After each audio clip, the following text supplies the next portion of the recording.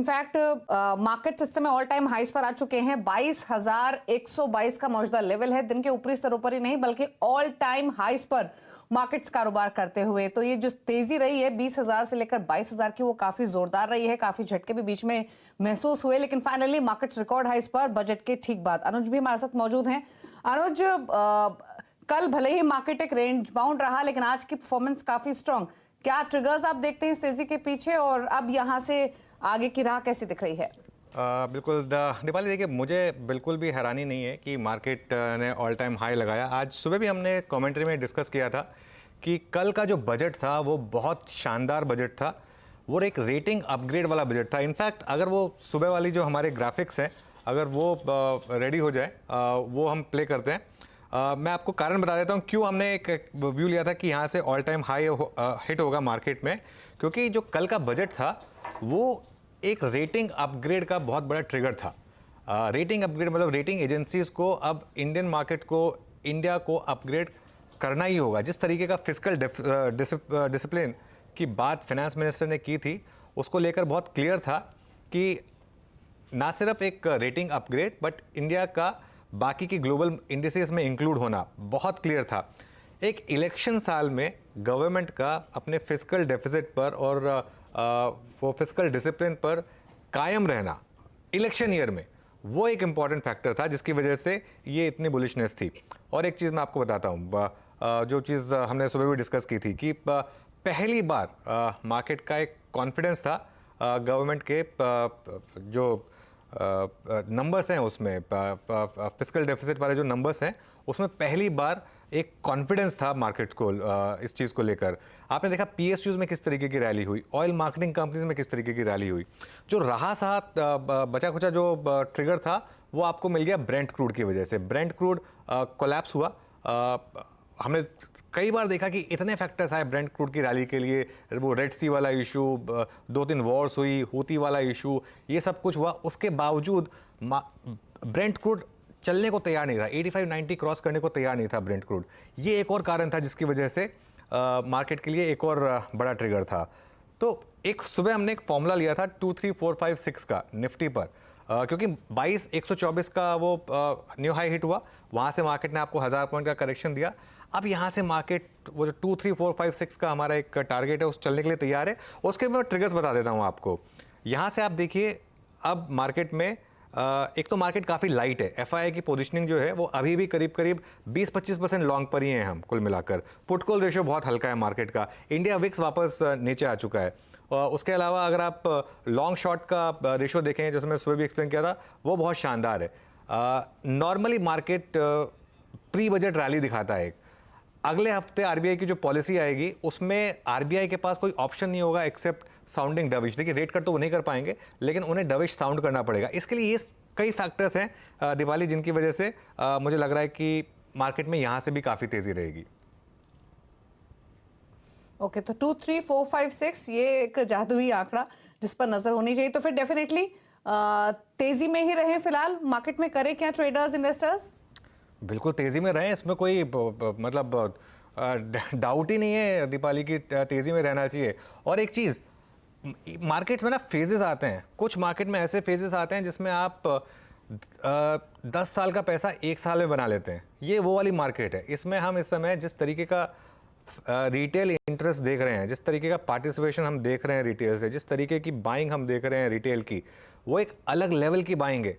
ऐसी बाइंग हमने पहले कभी देखी नहीं है इस लेवल की। और यही एक और कारण है कि बहुत से लोग कंफ्यूज्ड हैं इस मार्केट को लेकर।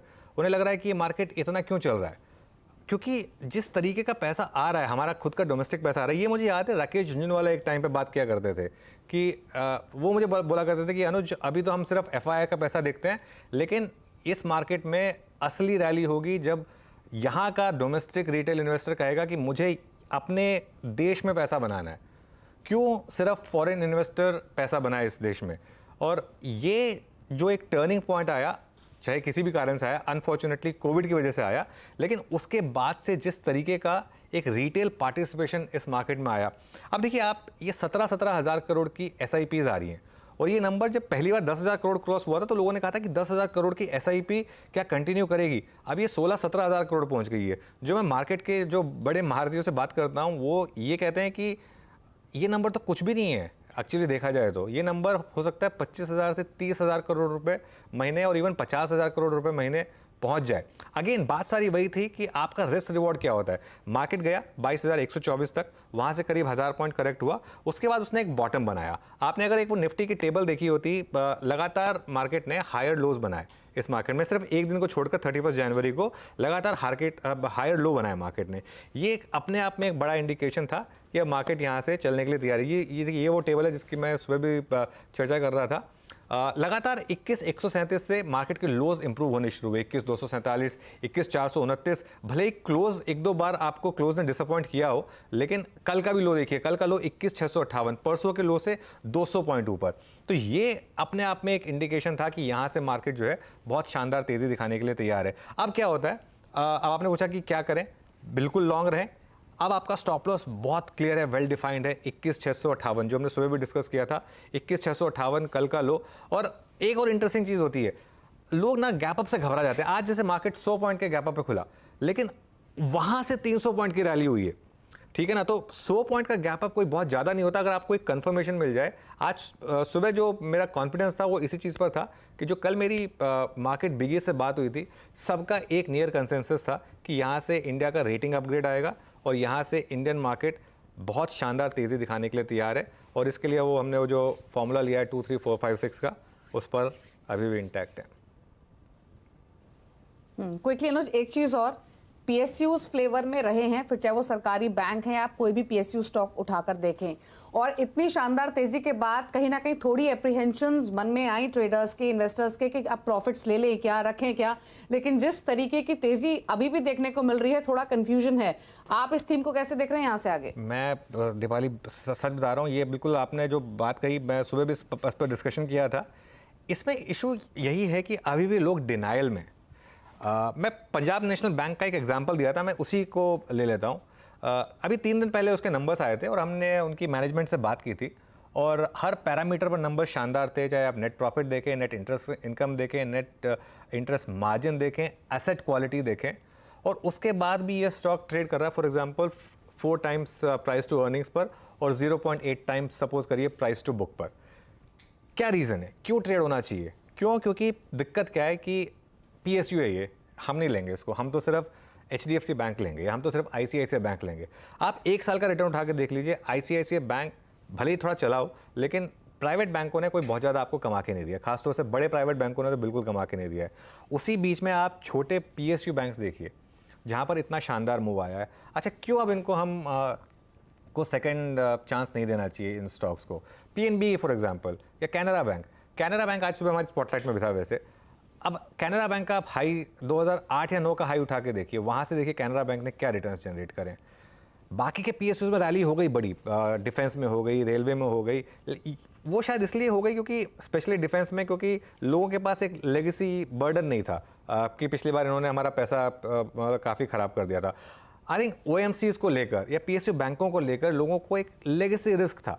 बहुत लोगों ने पीएसयू बैंकों में फॉर एग्जांपल बहुत पैसा खोया था। 2008 की पीक के बाद कई लोगों ने पीएसयू बैंकों में 70-70, 80% लूज़ किया था। ऑयल मार्केटिंग कंपनीज में प्रीवियस पीक से बॉटम के बीच में लोगों का 70-80% पैसा लगा होगा, तो इसके लिए शायद वो कॉन्फिडेंस नहीं था।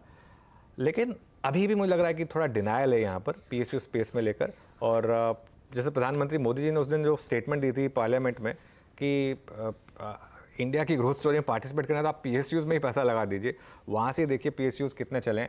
और मेरे ख्याल से अभी भी पीएसयूज़ में वैल्यूएशन कंफर्ट है। हाँ, कुछ पीएसयूज़ हैं, अब मैं नाम नहीं लूँगा, कुछ पीएसयूज़ हैं जहाँ पर बहुत ज़्यादा रैली हुई और वो बहुत एक्सपेंसिव हो गई। उनमें से कुछ जैसे रेलवे फाइनेंस वगैरह से कुछ रिलेटेड स्टॉक्स हैं, एग्जैक्ट नाम में नहीं जाना चाहता, लेकिन वहाँ पर ऑब्वियसली थोड़ा सा एक बबल जरूर बना है। लेकिन एक्स ऑफ दैट कोई दिक्कत नहीं है पीएसयू स्पेस में। बिल्कुल, और पीएसयू की तेजी काफी स्टेलर रही है, और आज भी आप देखें तो Nifty PSU bank index record highs पर कारोबार कर रहा है। सरकारी बैंकों का तो एग्जाम्पल अनुज ने दिया ही, और जैसे आपको बताया गया कि सुबह भी बात हुई थी कि तेजी के लिए तैयार रही है, और वो तेजी सिर्फ महज कुछ घंटों में ही बाजार में देखने को मिली है, लेकिन यहां से भी तेजी और आगे जारी रहेगी। 2, 3, 4, 5, 6 ये लेवल आप नजर में रखें और सरकारी बैंकों पर, छोटे सरकारी बैंकों पर ध्यान दे सकते हैं। Thank you Anuj, quickly analyse करने के लिए मार्केट्स को और अपने व्यूज शेयर करने के लिए। तो रिकॉर्ड हाइस पर मार्केट फिलहाल कारोबार करते हुए और 22,000 के ऊपर फिलहाल डिसाइसिवली मार्केट टिकते हुए। इसके अलावा अगर आप निफ्टी बैंक को देखेंगे, मिड कैप्स को देखेंगे तो तेजी चौतरफा देखने को मिल रही है। सेंसेक्स के 30 शेयर हरे निशान में ट्रेड कर रहे हैं।